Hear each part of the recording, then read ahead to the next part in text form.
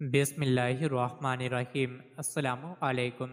روزانہ واقعات سننے کے لیے اس چینل کو سبسکرائب کریں۔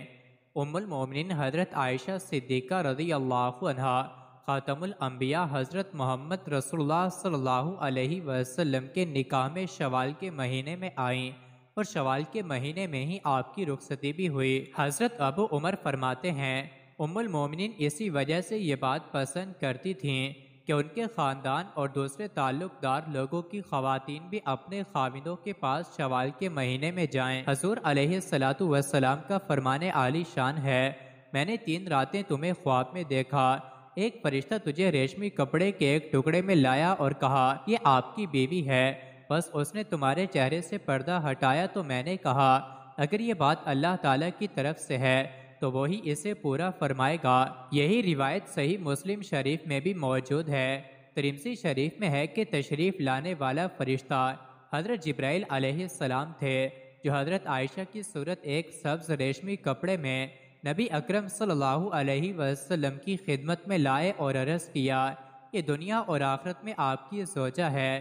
اسی میں ایک اور روایت ہے کہ حضرت جبرائیل علیہ السلام نے عرض کیا یا نبی اللہ تعالیٰ نے حضرت ابو بکر کی بیٹی سے آپ کا نکاح کیا ہے۔ ام المومنین حضرت عائشہ رضی اللہ عنہ کے فضائل میں سے ہے کہ حضور نبی اکرم صلی اللہ علیہ وسلم نے آپ کے علاوہ کسی دوسری کنواری عورت سے شادی نہیں فرمائی اور حضور اپنی تمام ازواج مطہرات میں سے حضرت عائشہ کے ساتھ زیادہ محبت فرماتے تھے، یہاں تک کہ جب بھی آپ کسی چیز کی خواہش کرتی تو آپ پورا فرماتے۔ ایک سفر کا واقعہ ہے، جب آپ نے ام المومنین کو نہ پایا تو فرمایا ہائے میری دلہن۔ یہ الفاظ امام احمد علیہ الرحمہ نے نقل کیے ہیں۔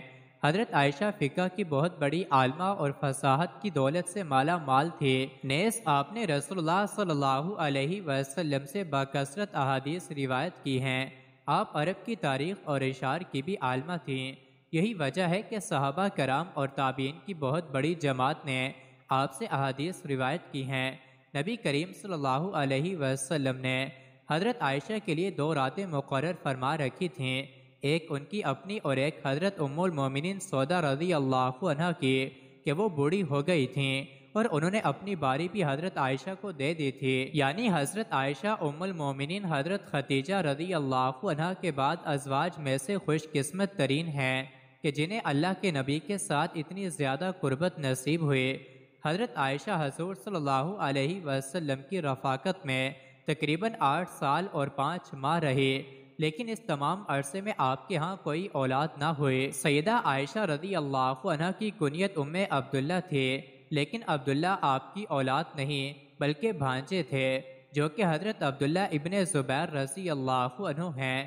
جب ان کی ولادت ہوئی تو رسول کریم صلی اللہ علیہ وسلم نے ان کے منہ میں اپنا لعاب شریف رکھا اور حضرت عائشہ سے فرمایا یہ عبداللہ ہے اور تم ام عبداللہ ہو۔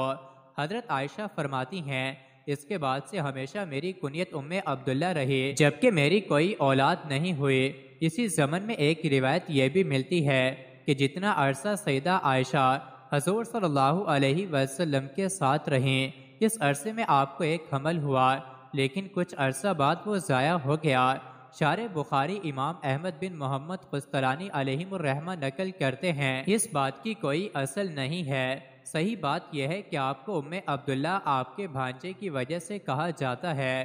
اس حوالے سے ایک اور روایت میں ہے چونکہ عرب میں کنیت اشراف کی شرافت کا نشان سمجھا جاتا تھا اور حضرت عائشہ رضی اللہ عنہ کی کوئی اولاد نہ تھی، اس لیے آپ کی کنیت بھی نہ تھی۔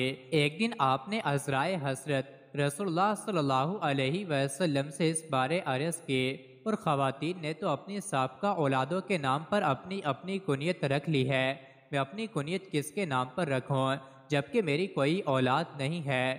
رسول اللہ صلی اللہ علیہ وسلم نے فرمایا تم اپنے بھانجے عبداللہ کے نام پر اپنی کنیت رکھو جو تمہاری بہن اسماء بنت ابی بکر اور زبیر بن العوام کے بیٹے ہیں۔ بس تب سے آپ کو ام عبداللہ کی کنیت سے مزید ایسی ہی ویڈیوز کے لیے چینل کو ضرور سبسکرائب کریں۔